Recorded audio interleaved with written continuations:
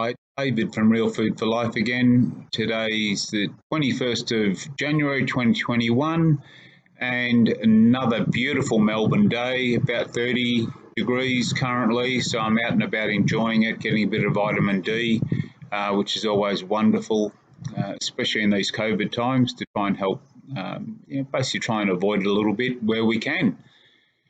Yesterday, I mentioned that, or in yesterday's video, I mentioned the reason that I changed my lifestyle, and that was for mental health reasons to try and avoid things later on in life. And as such, one of the added benefits I received was I lost a bit of weight.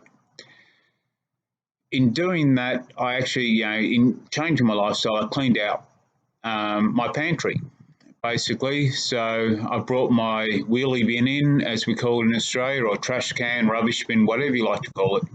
I brought it inside, placed it in my pantry, opened and discarded everything that was open that was no longer going to suit my new low carb lifestyle.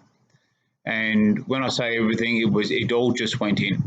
And out of an average size pantry, I effectively filled my rubbish bin pretty well. Anything that wasn't open was donated to charity, and I felt, I'm not going to have it, but at least someone else can have it. The only things I kept in there was basically a little bit of sugar for when people come over and want a coffee, and therefore I'd give sugar if that's what they preferred. All the flours went. Really, I cleaned it out. Some cans of tomatoes, etc., that were still low carb, they stayed. If they seemed to have sugar in it, I discarded it. I went through everything, the processed foods, checked the ingredients. I really went strict. And that's the way I've lived now for the last 2.5 years. Extremely strict on what ingredients I put in my body. People talk about calories in, calories out. From what I've seen, yes, it is important. But then again, the actual quality of the food, I believe, and from what I've heard and read, etc., the quality of the food is just as important, if not more important. So if I'm looking at ingredients,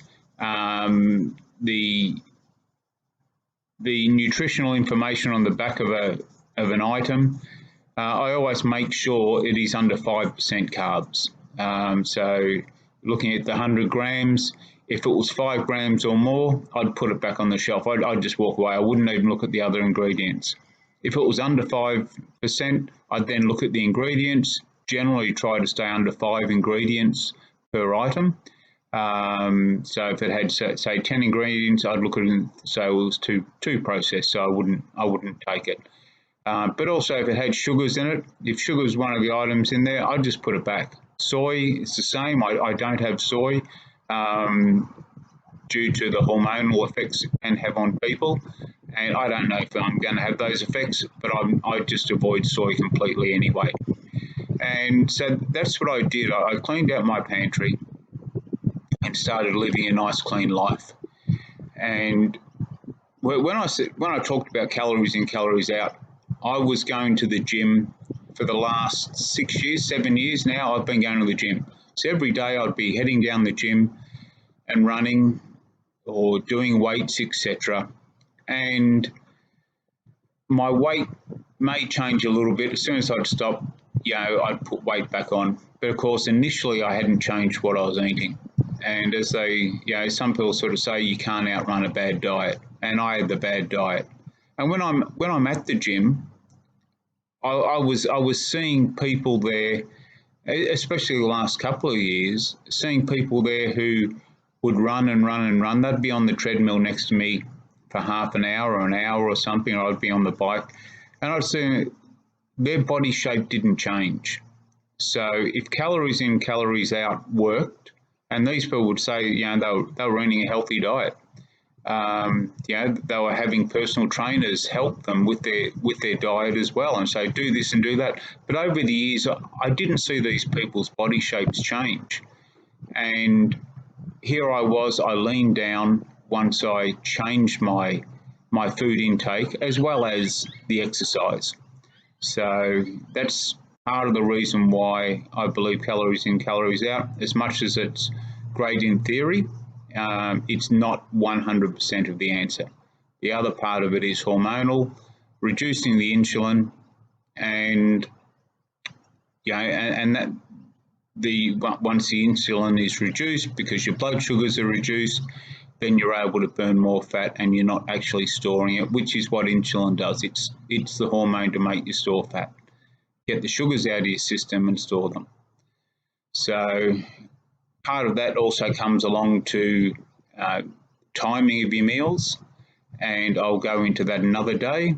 For me right now, I'm at the end of a 48-hour fast. So it's time for me to head back home and start my dinner preparations. I've had bone broth simmering away for 2 days, so I'll break my 48-hour fast with some bone broth, and then enjoy some nice mince hamburgers that I made up yesterday. So I've had those already prepared with a bit of goat's cheese in the centre of them. And so, yeah, everything will be fine. Thank you for watching, and I'll talk to you again soon. Cheers, bye.